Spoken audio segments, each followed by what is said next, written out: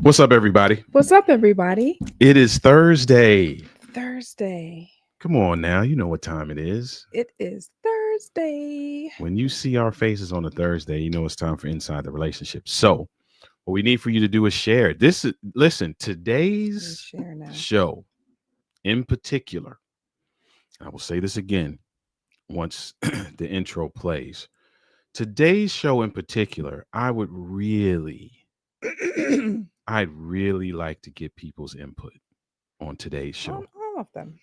On all of them, definitely, but today can be a little controversial. It could be a little touchy for some folks. It can be a little it could be a little tense topic for some folks, right? Especially what we're talking about in the media mixdown, in particular the media mixdown and the marriage minute. So listen, wherever you're watching this right now, share. Just tap the share button. That's all we simply ask you to do. Mhm. And just sit back and get ready for another episode of Inside Inside the the Relationship. relationship. Let's go. Let's go.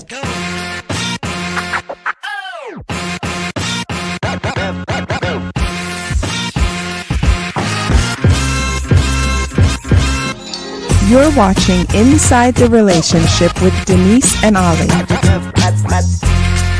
So sit back, relax, and let's talk about all things relationships.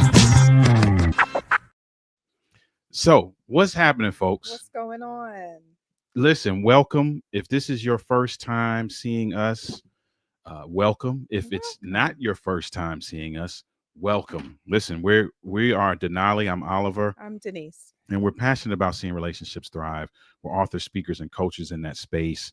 And it's just our goal to share our journey so that in some way, shape, or form, it will be an encouragement and an inspiration to you as you are on your marital journey. So listen, if you're watching now or if you're watching the replay, hit the share button, tap the share button, get some folk in there. Matter of fact, there's a group of people that I want to actually share this with. Okay. I forgot my phone. You can go get it while I'm talking if you want. All right. This is This is how we do. this is how we do. You know what I'm saying? It's so while she's going to get her fan, there's I want you to take some time to share this. Black Love United is in the building. What's up, happening? guys? What's happening? How are you all doing? Good to see you. Thank you for being here. I'm just going to say this in front of everybody and say it to you. That way you can hold me accountable. We are getting our guest list together for this show. And Black Love United, we're going to need you all as guests. So if you're available on a Thursday at 7 p.m. Eastern Standard Time, we need to have you on. So hold me accountable to that. I'm saying it right now. There's other people who are watching who can hold me accountable as well. We're going to have Black Love United as guests on this show. So listen, here's the reason why I want you to share. I always want you to share just because it just helps us, right? But the media mixdown today and the marriage minute for today, I really want to get people's intake on those two segments in particular. The media mixdown, which is the first segment, and the marriage minute, which is the third segment. We'll definitely let you know because we want to do that sooner than later. Really want to get some folks' input on those two segments in particular. So here's what I'm going to do. I'm going to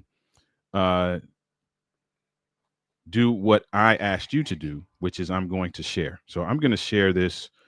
In particular, I want to share this with a particular group. So I'm going to do that right now. And then we're going to get into a couple little housekeeping items. And then we're going to jump right into the show. Let's see. All right, here we go. Okay. All right, you back? I'm back. You got your fan? I got my fan. All right, here we go. So listen, those of you who are with us, you know we have a Saturday night show that we do that it has become a really great conversation piece. And that is none other than Have a Conversation After Dark. Mhm. All topics. Any and everything. Nothing is off limits on that. Hence, After Dark, and why it's Saturday night at 10 p.m. Eastern Standard Time. So you can put your kids to bed. You can get, certain ears don't need to hear certain things. too early unless you're ready to have some conversations. But we want you to be able to have conversations with your mate as well. So listen, we're not going to do too much talking today. We want to jump into this show. Those who are not familiar with the show, this is a segmented show. We do 4 segments: a media mix down, a question of the week, Keep going. a marriage minute, and a last word. Yeah. All right. So get ready to engage, get ready to comment, get ready to share your opinion as we go through these segments. All right. Mm-hmm. So first up, media mix down. Let's go.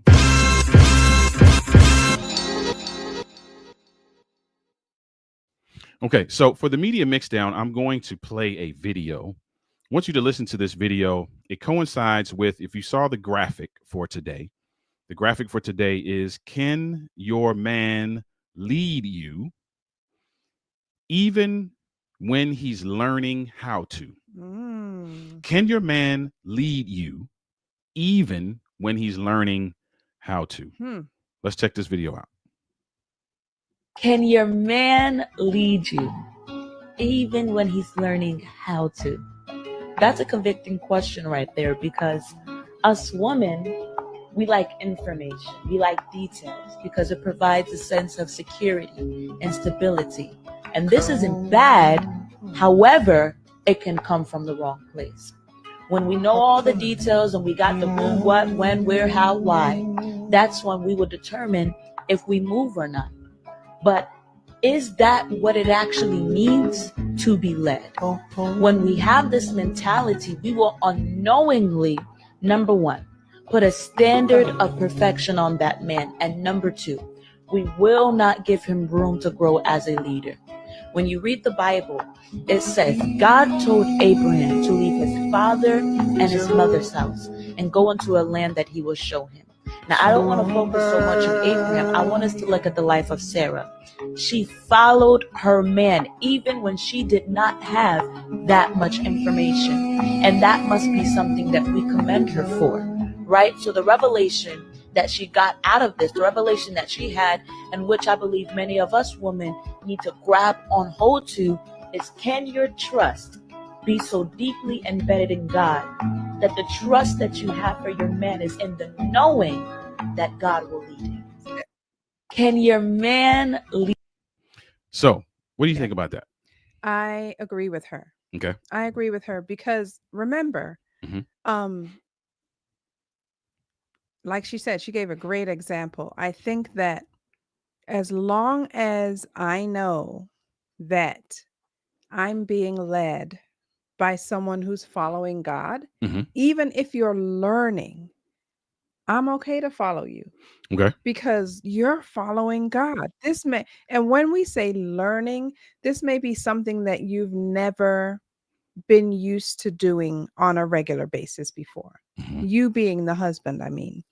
And so I know that your heart is now in the place of, God, I just want to be in your will. I want to lead as you've called me to lead.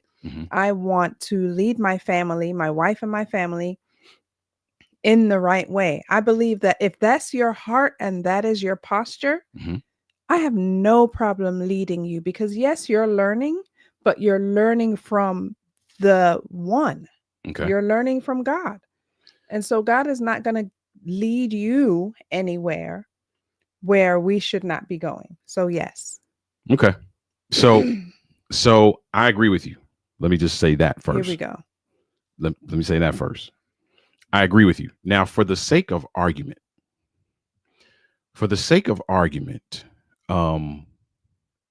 that's a very, in this day and age, is a very difficult posture for a lot of women to take. It is. Why is that?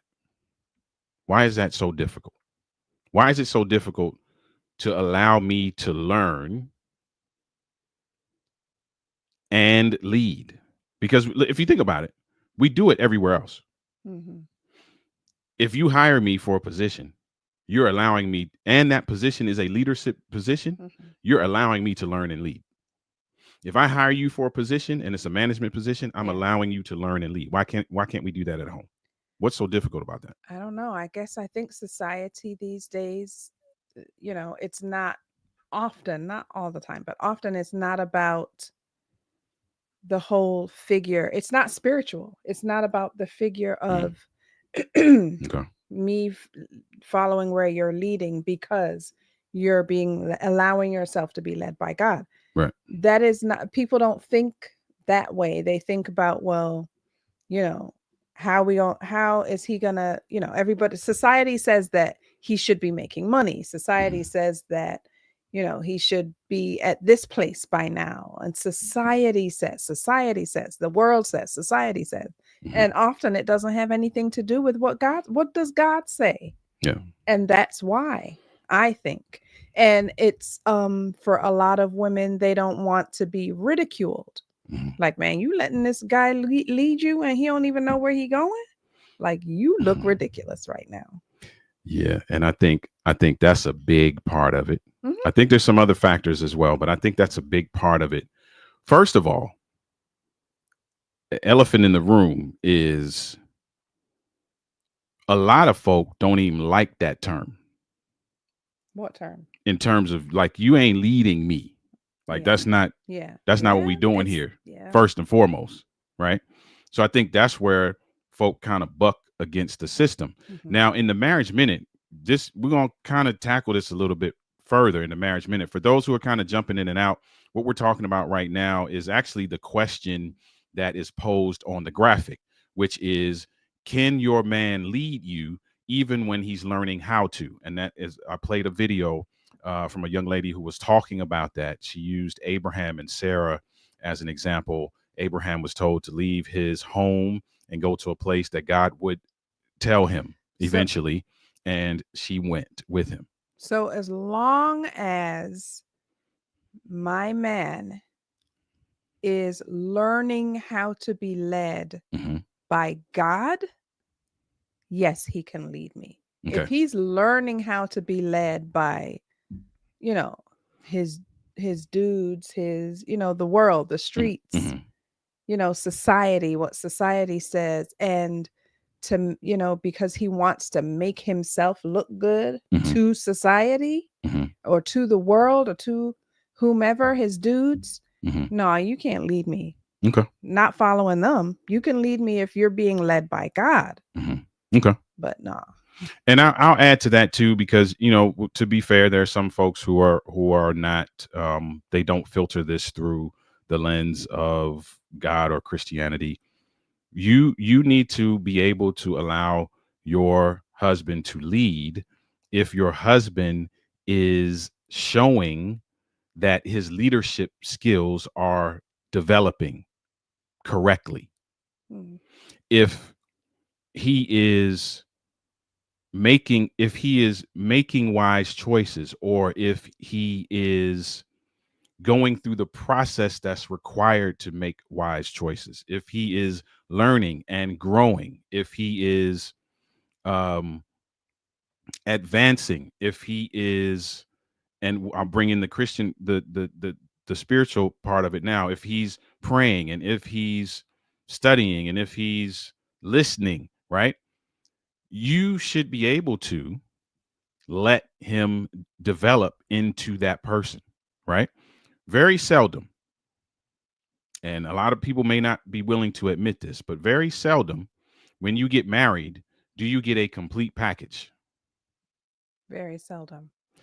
The real process Yeah. around growth and development starts right after the ceremony. Journey. Yeah. Right after the ceremony, right? So you and here's the thing, right? We're talking about, can the woman let the man lead? There's some developmental stuff that has to happen in the woman as well. Yes. Oh yeah, for sure. You got to learn how to be supportive. You got to learn how to, and when I say supportive, I'm not just saying like passively supportive. I'm talking about actively supportive, because there may be some strengths that you bring to the table. Yeah. And those strengths are necessary to his leadership being effective. Right. Yep. So it's a two-way street. It ain't just can he lead and you just gonna fall back. No. You got some stuff too. Yeah. And that supportive role is going to sometimes require you to follow. That supportive role is sometimes going to require you to step beside. Mm-hmm. That support role is sometimes going to require you to step forward. Yep. And you got to grow into that as well. Yep. Right. So the answer to that question is, can your man lead you when he's learning how to? The answer to that is a resounding yes, barring some things. Yeah. Right. And, shameless plug, if you need to understand how that works and you're trying to figure out that dynamic in your marriage, you need to shoot us an email because we can help you do that. We've helped many couples do that, and we can help you do that as well. So if you have a media mixdown that you would like for us to talk about and tackle, just shoot us a message wherever you're watching this right now, or you can shoot us an email to the email that's on your screen. And again, like I said, if this is a dynamic that you struggle with, if this is a thing that you kind of buck against, if this is a thing that's tense for you, if it's a conversation that hasn't had any resolution to it, you also need to email us so that we can get together and get you in a space where you can figure this out and execute in a way that's going to be beneficial to your marriage. All right. So that's the media mixdown. For those of you who are watching now, feel free to put your comments in there about what you think about that question. Those of you who are watching the replay, you can do the same as well. So now we're going to keep it moving. That was the media mixdown. We're going to get into the question of the week.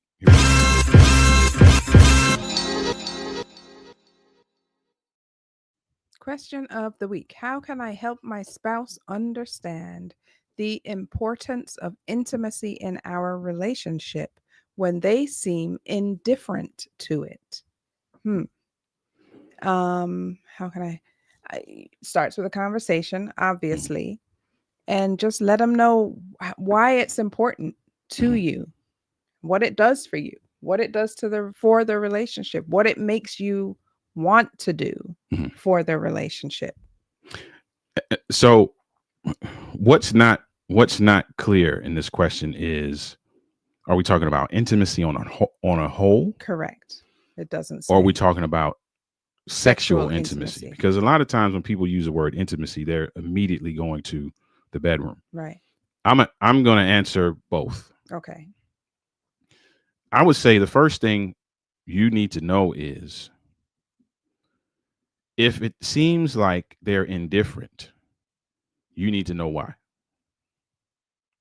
And you need to know what is important to them. I don't know that I would even start with what's important to me. Excuse me. I want to know what's important to you, and then leverage that information to now introduce what I feel like is important to the whole. Okay. Right? Because I need to know why you're indifferent as well. Because here's the thing.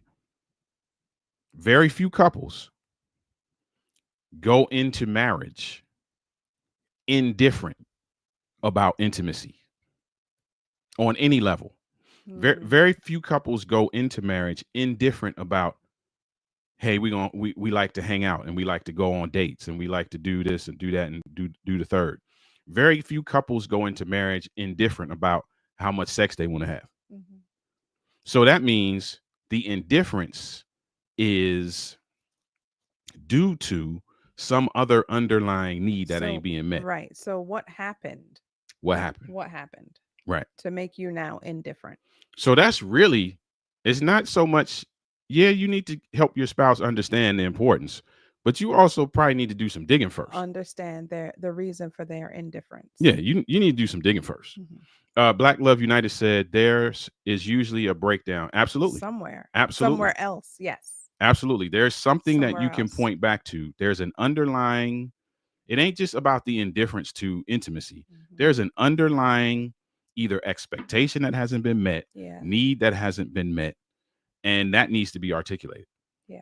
Once that's articulated, often when you address the underlying issue or need, you often, in addressing that, address all the outliers that manifest themselves through that. Right? Yeah.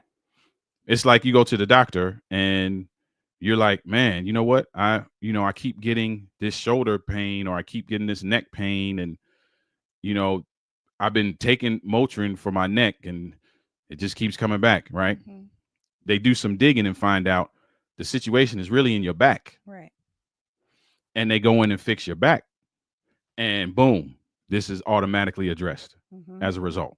It's the same thing with that. You got to figure out where this began and address that. Yeah. And that will hopefully open some conversation for you to now talk about the importance of this, because part of that is probably going to be you pledging, committing to be consistent in that area where there was inconsistency, Yeah. so that intimacy can be built. Mhm. Um, and of course, we don't have all the context, but like you said, there's a conversation that needs to be had. Now, here's the thing: you may need to get a coach, you may need to get a therapist. There's some other nuances to this that you may have to incorporate Yeah. after you do a little bit of digging, Right. right? And be willing to do that as well, right? So, how can I help my spouse understand the importance of intimacy? You need to understand why, Understand their indifference. where the indifference Where it came came from, Mhm. and begin to address that. Yeah. Because let's say the indifference came from, you know what, I always want my spouse to be, I always want my spouse to give me a hug in the morning, and I've said that to my spouse time and time again. Can you hug me in the morning? I love when you're affectionate with me in the morning, and they just kind of brush it off. And after a while, I'm like, you know what? We'll forget you. Whatever. I don't even need it no more. Now I'm indifferent. Right. Right. Right. Right. You don't know that, Mhm. and knowing that now would allow you to be like, oh, you know what, babe? I'm sorry. I should not have ignored that. I see that that's important to you. All right, I'm gonna start doing it. Yeah. And it may address the indifference. It may Right. address the indifference. So that's our 2 cents on that. Again, those of you who are watching now or watching the replay, feel free to throw your information in here as well in terms of what you think this person should do as it relates to helping their spouse understand the importance of intimacy when they seem indifferent to it.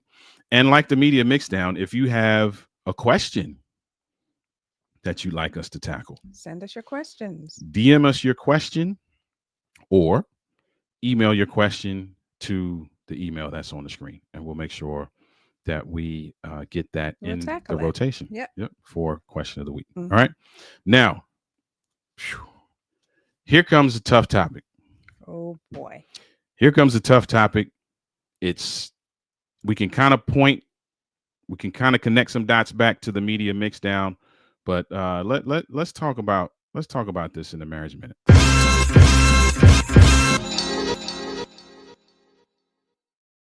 So the marriage minute, in this marriage minute, we're going to talk about this. We're going to talk about simply what submission is not. What it is not. What it is not. Mhm. Because this is my take, and I think you might agree with me just based on the couples we've been able to serve who that was a pain point for. Yep. That often we get caught up in the misconception that what submission is not Mhm. is what submission is. The stuff that submission is not, the reason why we have such a problem and we buck against it so hard is because the things that submission really is not are the things we think it really is. Yeah. And we're like, that. And so they're like, nah, I ain't doing that. Yeah. Right? And also too, I think that often we forget, or some people may not even realize that in the Bible it says submit one to another. Right. And I think a lot of times we forget or ignore that it says one to another. Like you're supposed to submit as much as I am, right, as well as I am. And we're supposed to be submitting to God as well. Correct. Now, let me start with this in terms of what submission is not. A lot of the reason, and we're speaking out of our experience with the couples that we've dealt with where this was a pain point. Many of the couples have an issue because the wife feels like to live out submission is synonymous with being submissive. Submissive. Mm. Now hear me. Living out, they buck against it because in their mind, to live out submission is synonymous with being submissive. Mm. And don't nobody want to be submissive. Right? Submissive and the connotation when you think submissive is negative. Subservient. Yes, And subservient. underneath and all of that, subordinate, all of that. You don't right? have to say. Right. Just do what I say, and that's all that is gonna be. Right. Don't matter what you think or say. You don't get a say in this. It's my way or the highway It's kind my of thing. way right? or the highway.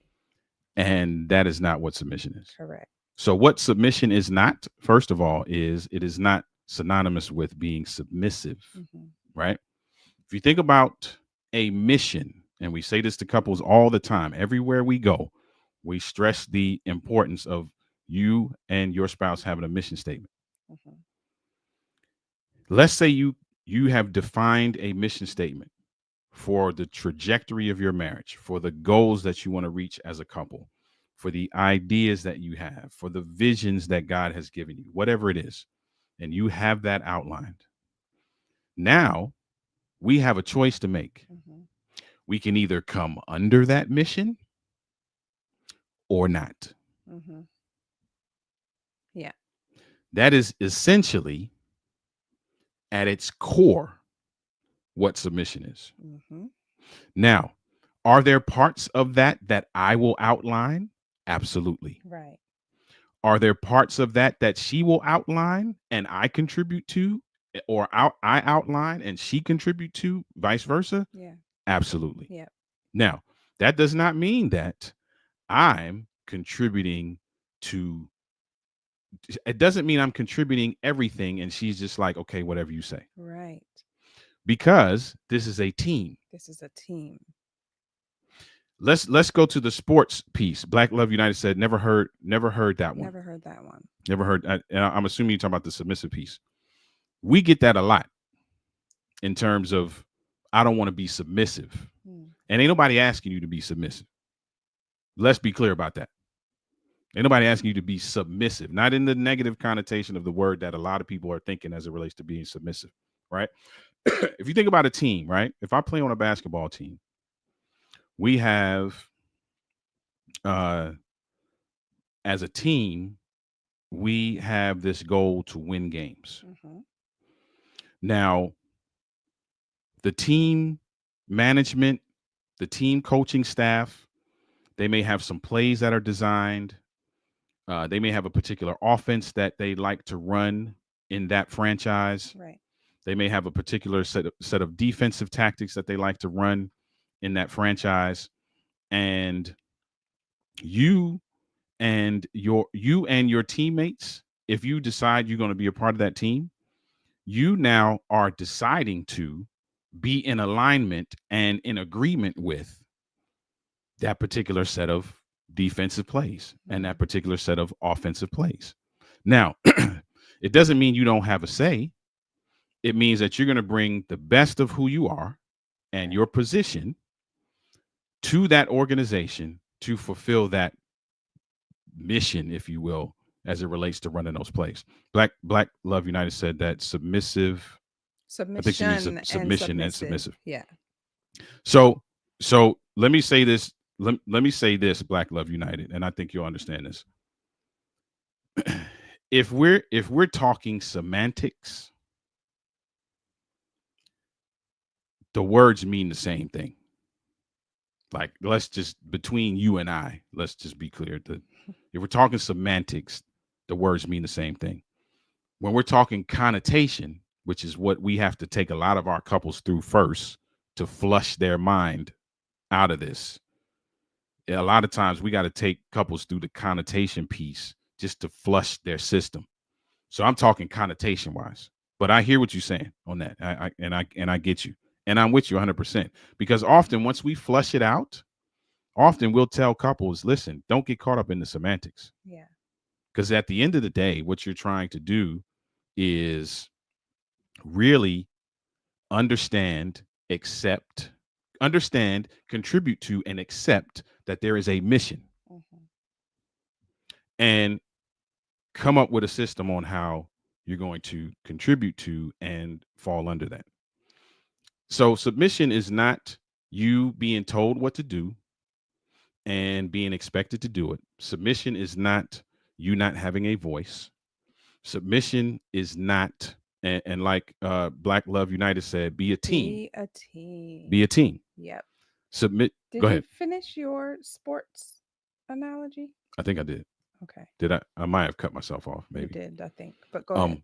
But yeah. So at the end of the day, it's not about me telling her what to do and she doing it blindly. It's not about me lording over her. It's not about, my role being more important than her role. It's none of that. Submission is none of that. And if that is what you are experiencing in your marriage, there needs to be some redirection and some recalibration and some adjustments that are made. And honestly, it just goes back to the video you played for the media mixdown when she was talking about Sarah. Like, again, this is what I said before for the media mixdown. I'm okay with submitting to you when I know that you are submitting to God. And I've said this before too, like there may be a scenario or something that you're like, man, babe, God, told me that this is what we should be doing. It's not for me to say, no, I'm not doing that because I don't see what God told you. He told you that, not me. Right. And here's the thing too. Here's something else that we don't teach folks is that there's a process involved in that. It's not just God told me we're going to tear this house down. And then in an hour, we just start tearing it down. There's a process here. I'll give you the most apropos example. In 2021, I felt like God was leading me to leave my corporate job. And I told somebody this just today. I was like, although I felt like I was being led, and although I felt like this was a decision that had spiritual implication and outcomes, right? Front facing, it looks like the dumbest thing I've ever done. Like, let's just keep it a buck. A guy told me, and I was telling my wife all through maybe 2020. I was like, listen, I don't know that at this point I was like 49. I'm like, I don't know that I make it to 50. She even told me at one point, I don't know that you make it to 50 with it, still being in the corporate space, because I felt like I was just getting antsy and just getting restless, right? So I had been talking to her about it. And this was in 2020. And a buddy of mine gave me the best piece of advice ever. He was like, listen, I understand that you feel like God is speaking to you. Do not move until she's 100% on board. So there's a process. Yeah. I went to her, but it took several conversations and a lot of prayer and several months till we got to that space where the process had, run its course. And we were able to do that. So don't think that, just, God told you something. Now, here's the other side of that. There are going to be some times where God tells you to move and you got to move. And you just got to ask God to give you the discernment to know the difference between those scenarios and to give your spouse the desire to move when the scenario calls for you to move. Yeah. There may be times where, like I was saying, I don't see what God has told you.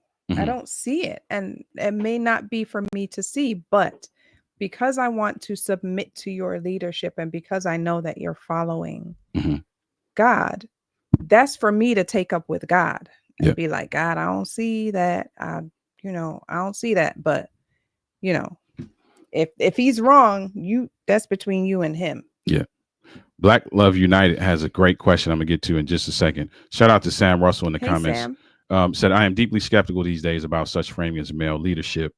I find it to be very, finish your statement there. I find it to be very, what you find it to be. Now, can I give unpopular opinion right now? Here's unpopular opinion. Unpopular opinion is this. There is a hierarchy.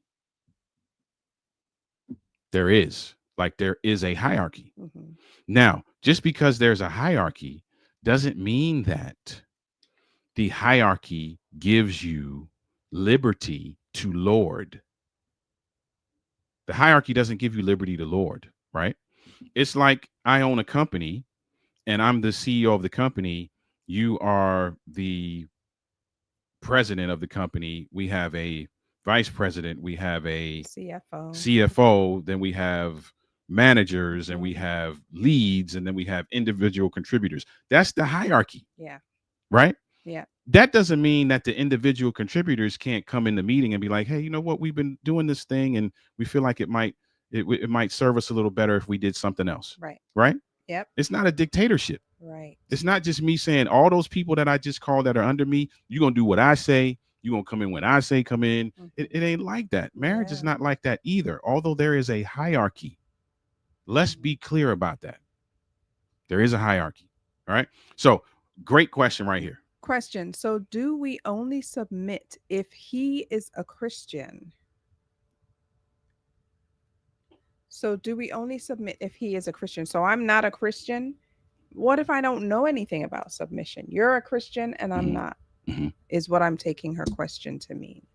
Or I'm, let's say I'm not a Christian. And I am. And you are. How does that work? I think that still calls for me. It goes back to what I said about not seeing the vision, even though you're not a Christian. So obviously it didn't come from God. I feel like I still need to submit to you, unless, of course, it's going to put us in danger or something like that. Mm-hmm. But I feel like marriage still has an order, and marriage still has order and is still, it's order. God still wants order. And so I'm still submitting to you because that's what God called me to do. Right. And here's my answer to that question. My answer to that question is, do we only submit if he's a Christian? The answer to that question is no. Because just because you ain't a Christian, let's go the spiritual route first, and then I'm gonna go the practical route. Spiritual route, just because you ain't a Christian don't mean God ain't speaking to you. Correct. Let's be clear about that. Mm-hmm. What you think is intuition, and what you think is coincidence. And what you think is I got an epiphany, like that's God. Like, come on, let's stop playing. let's just call it what it is, right? We may not know that, but that's what it is. Yeah. So if you see that your spouse is growing, and you see your spouse is striving, and you see your spouse is putting in effort, and they're putting in work, and the consistency is there, and they're laboring to make good decisions, why would you not follow? Why would you not? Whether he's a Christian or not, he obviously doing something right. And one day maybe he'll realize that the epiphanies and the downloads and the intuition and all this other stuff that he chalks it up to could probably be the Holy Spirit that's still working with him.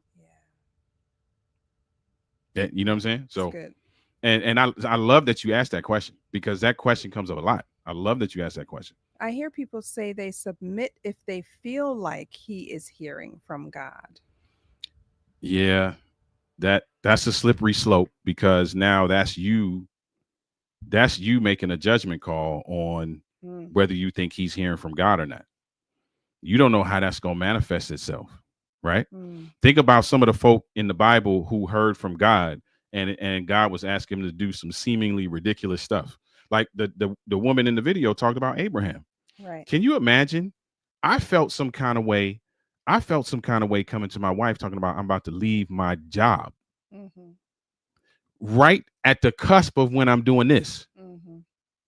I felt crazy about that. Yeah. Look at Abraham. Can you imagine going to your wife and be like, hey, listen, we live about to move. We living great right here, but God told me to move. Okay, where'd he tell you to move to? I don't know. He He ain't just really told me to say. go. He ain't really say. So you don't know what I don't know nothing. At how many wives going through with that today? We got to move. That's all I know. You know what I mean? So that's I don't know where we going, but I don't know. that's a We'll know tough, when we get that's there. it's a tough thing for you to try to decipher when God is speaking, unless you are praying for Mm. discernment to recognize, hey, God is speaking. That's very different than trying to guess or use your own judgment to decipher whether God is speaking. Mhm. So Sam says, in this day and age when there are so many right-wing dominated podcasts Mhm, pushing the submissive narrative, mhm. mainly because they see women, especially Black women, achieve success at a rapid pace and the male supremacy feels threatened. You all ever heard you all ever watched Andrew Tate? Yes, I have that not. dude is a nutcase. This babe this position of women submissiveness is used to seduce many Black men that has denigrated through history. This is a lot to unpack, It is. just in my opinion. It is a lot to unpack. Yeah. And I love talking about it because I like the controversy. I love talking about it.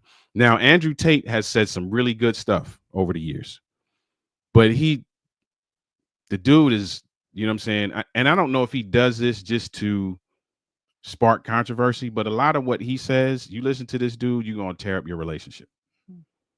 You are. And there's a lot of folk out there like that. A lot of these podcasts, man, a lot of the stuff that I catch from time to time, like you listen to that stuff, you're going to be out here. You never going to have a healthy relationship. You never, because you're always going to be trying to live out some narrative that is in direct detriment, that is a direct detriment to actually fulfilling a healthy relationship. Mm. Right. Noah, there you go. I'm gonna build this Noah. big thing, because it's supposed to rain. What's rain? I have no idea, bro. I ain't even never heard of it, never seen it.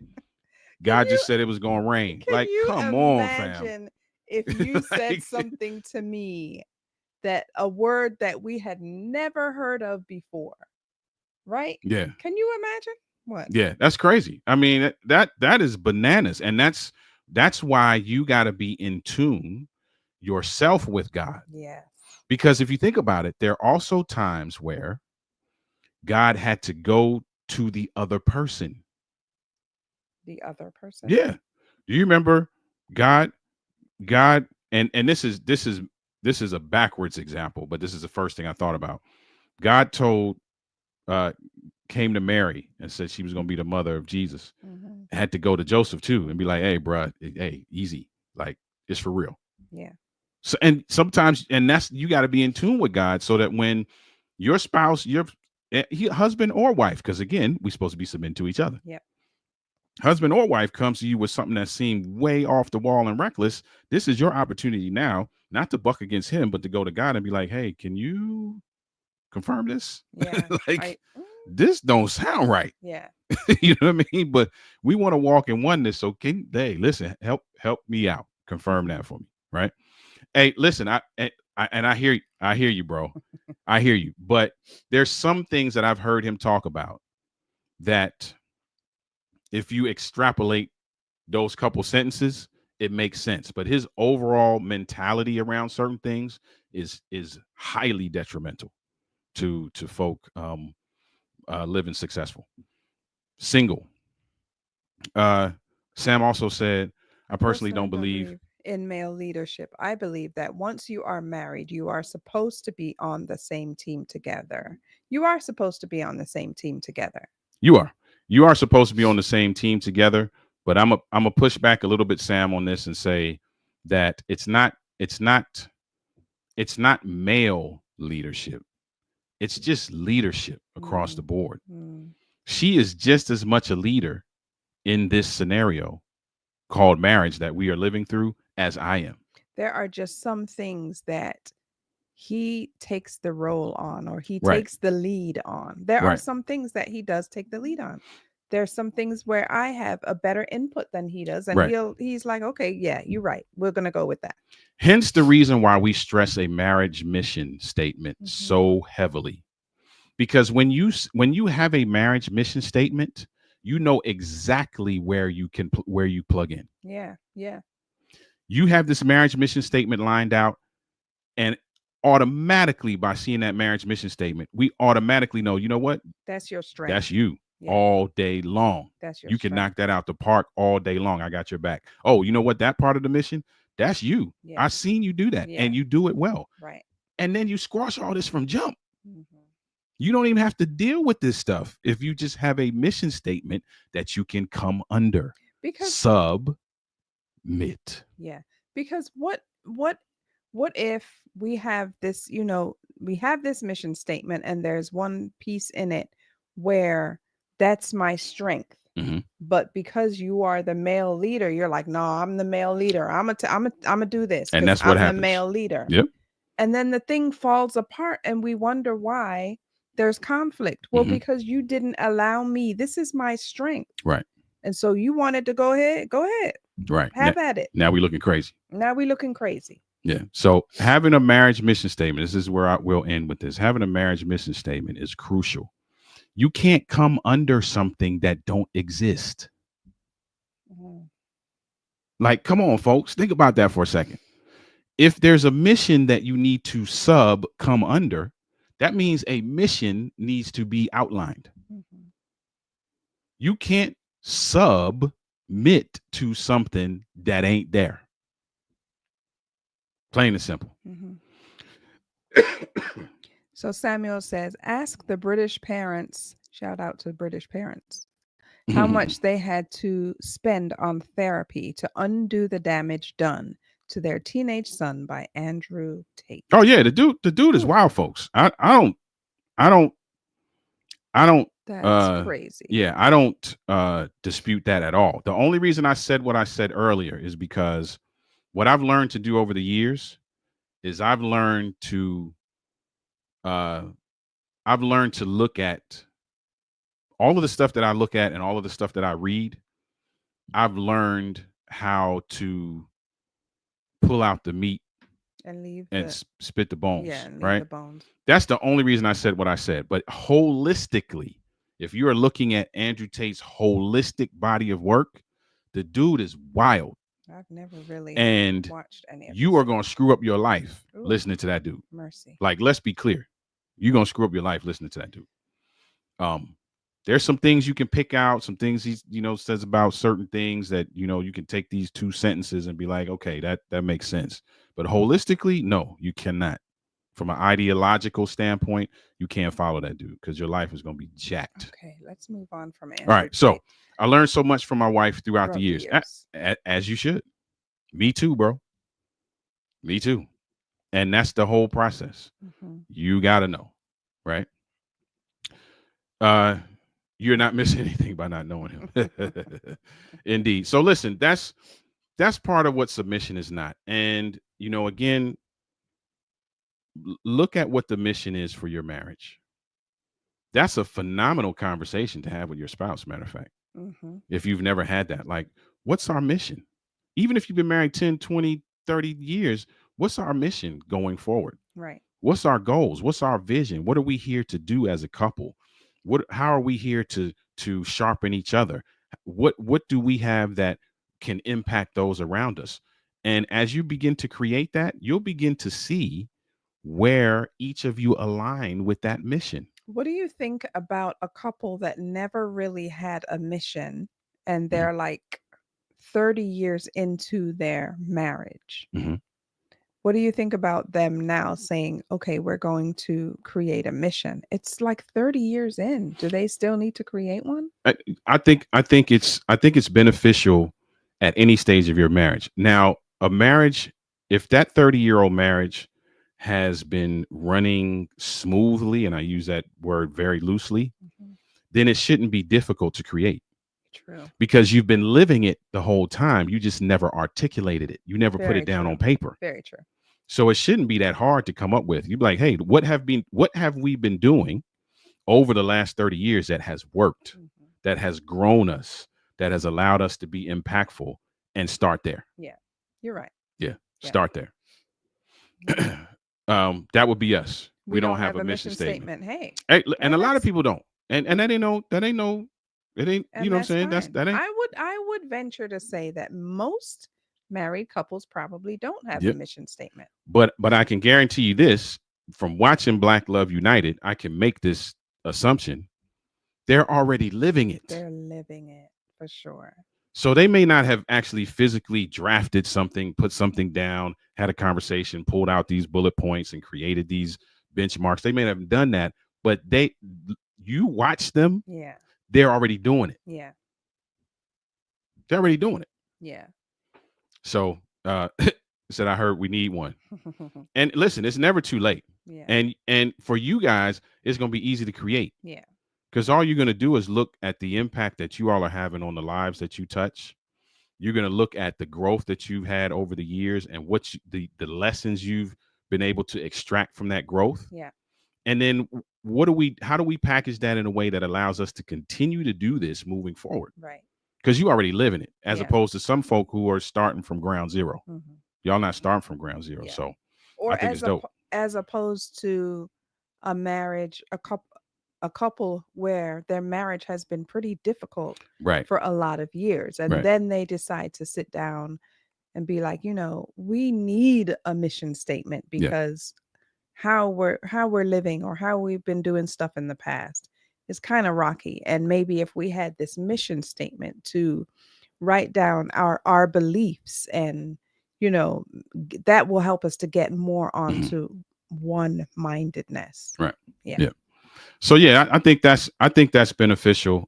Black Love United said maybe next date night. I think that's beneficial because once you know how you as a person, how you align with the mission, it's easy to come under something you've created. Yeah. Especially when you know where you fit in that creation, right? Now there's not this tug of war, there's not this power struggle, because we know what this is. We know how we align and plug into it. We know what we have to contribute. Now it's time to just get to work and execute. Right. And submit to each other as we submit to the mission that was provided by God. Right. Yep. There it is, ladies and gentlemen. There that is the marriage minute. Prayerfully, this is enough to spark some conversation between you all in a way that will benefit you down the road. All right. So listen, we're gonna get out of here. The show is almost done, but not without the last word. Let's get the last word.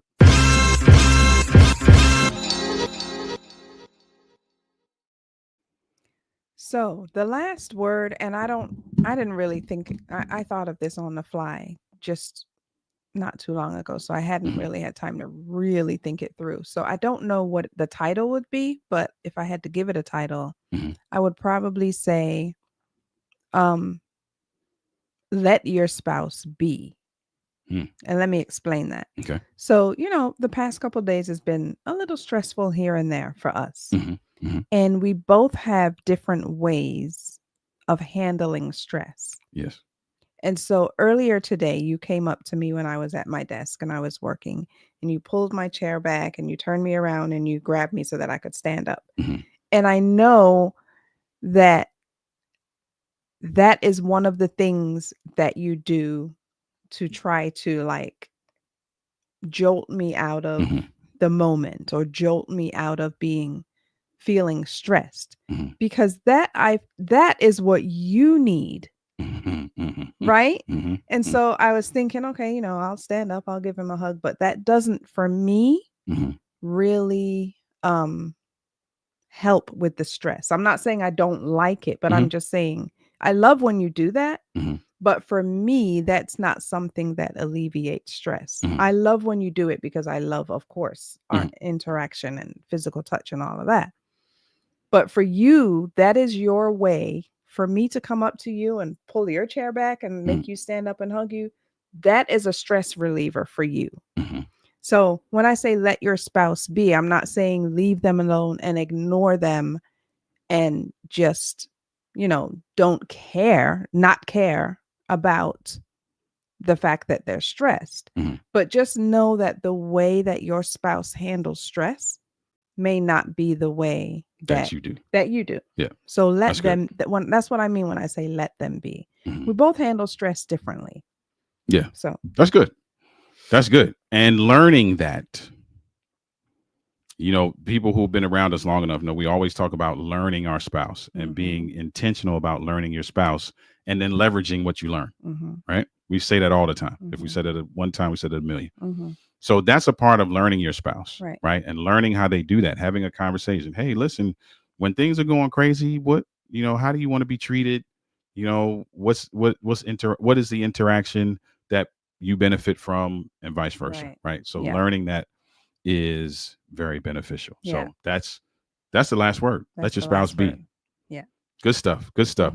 Listen, we appreciate you guys. Samuel said thank you for bringing up this topic of submission. Yeah, we just scratched we just scratched the surface. Sam. I love talking about it. A lot of people shy away from it.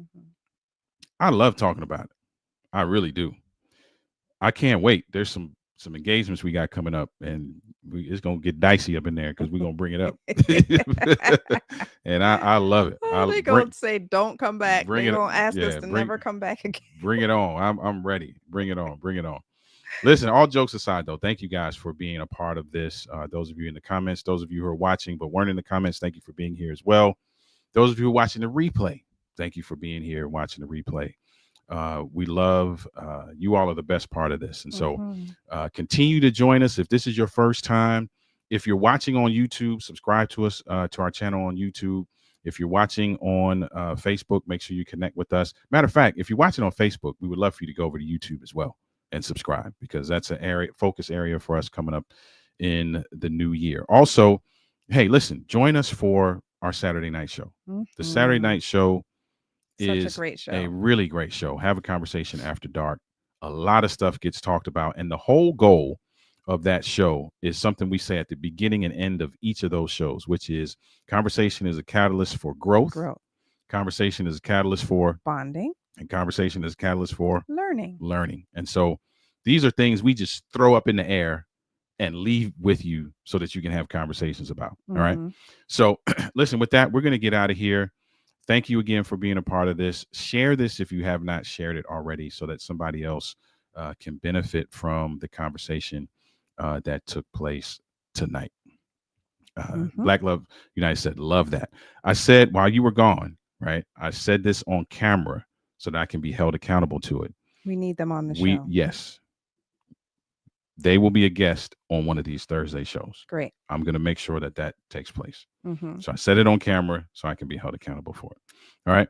Listen, man, love you guys. Thank you for being the best part of this show. Have a great rest of your evening. If you're watching us live, enjoy your weekend, and listen, have a conversation. In order to get under the mission, there has to be a mission. So maybe this is a great opportunity this weekend for you to just talk about it and see what you come up with, right? Blessings on you, family. And we will see you next week. Take care. Peace. Bye. So I was so that's I'm so excited for Saturday night show. That's the wrong outro. That I played Saturday night's outro. Okay, so I'm like, that doesn't sound right. So excited. I'm just a little bit too excited. We will see. Yes, we will see. We will see.